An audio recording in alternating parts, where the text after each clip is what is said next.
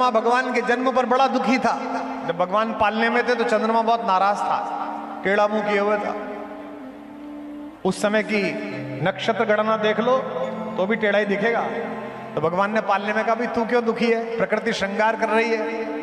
उसने कहा हमारा क्या, आप तो सूर्यवंशी हो, आपके नाम में तो सूर्य ही सूर्य है, हमारा क्या मतलब है। भगवान ने कहा दुखी मत हो, मैं सबके कल्याण के लिए आया हूं।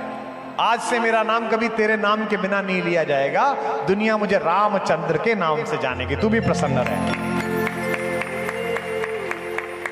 गुप्त जी लिखते हैं बुंदेलखंड के, रात्रि में जनता बैठी, आनंद लीजिए इसका, कि तदनंतर बैठी सभा उटज के आगे, नीले वितान के तले दीप बहु जागे, टकटकी लगाए नयन सुरों के थे वे, सब टकटकी लगाए थे, पता नहीं क्या होगा, परिणाम उत्सुक उन भयातुरों के थे वे, वह चंद्रलोक था कहां चांदनी वैसी, प्रभु बोले गिरा गंभीर गूढ़ निधि जैसी। एकदम भगवान बोले, हे भरत भद्र अब कहो अभीप्सित अपना, भैया बताओ क्यों आए, क्या चाहिए।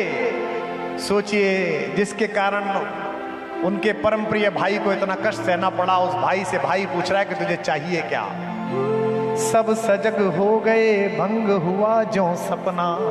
भरत ने कहा, हे आर्य रहा क्या भरत अभीप्सित अब भी, मुझे और क्या चाहिए भैया, मैं तो इसी दिन के लिए पैदा हुआ था कि मेरी मां के कारण मेरे पिता कष्ट पाकर मरे, आप इस पेड़ के नीचे बैठे रहें, भाभी के पैरों में बिवाई फट जाएं, इसी दिन के लिए पैदा हुआ था।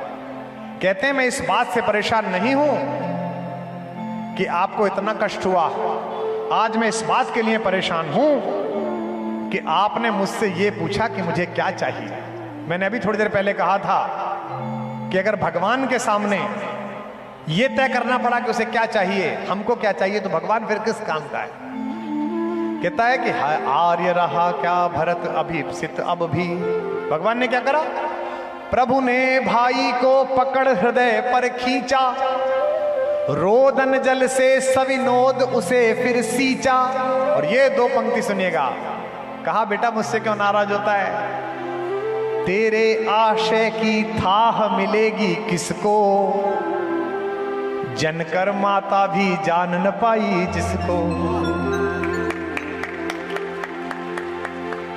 100 बार धन्य वह एक लाल की माई, आप भी बोलना, 100 बार धन्य वह एक लाल की माई, जिस जननी ने है जना भरत सा भाई। पागल सी प्रभु के साथ सभा चिल्लाई, 100 बार धन्य वह एक लाल की माई।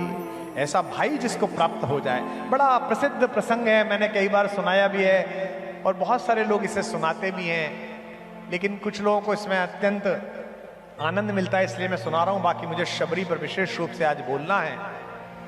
उस दिन भरतलाल जी को 3 चीजें देकर भेजा भगवान ने। पहली नीति, कि बेटा कुछ हो जाए नीति पर चलना। दूसरी खड़ाऊं, और तीसरी क्षमा। भरत के मन में अपनी मां को लेकर बड़ा क्रोध था, भगवान ने उसे क्षमा से भरकर भेजा। और कैकेयी ने जब समझाया कि बेटा तुझे याद है राम, आधी रात तू मेरा सपना देखकर दीदी के पास से उठकर आता था और दीदी कहती थी अरे ओ बावली तेरा ये, ओ कोयल तेरा बच्चा जाग गया, तू वही राम है। होने पर बहुधा अर्धरात्रि अंधेरी, जी जी आकर करती पुकार थी मेरी। लो कुहुकनी अपना कुहुक राम यह जागा, निज मंझली माँ का स्वप्न देख उठ भागा। तू वही राम मैं वही के कई तेरी, होने पर बहुधा अर्धरात्रि अंधेरी। राम क्या कहते हैं, हे अम्ब तुम्हारा राम जानता है सब, इस कारण वह कुछ खेद मानता है कब। छोटे छोटे बातों में गुस्सा हो जाना, क्रोध हो जाने वाले लोगों, इस प्रसंग से दीक्षित जी ने इस बहाने याद दिलाया, यही ध्यान रखना कि अगर क्षमा इतनी बड़ी है जितनी राम में है तो तुम्हारे घर में रामायण है, और अगर समाई इतनी भी नहीं है कि 5 गांव भी नहीं दे सकते तो तुम्हारे घर की महाभारत को कोई टाल नहीं सकता। ये तय बात।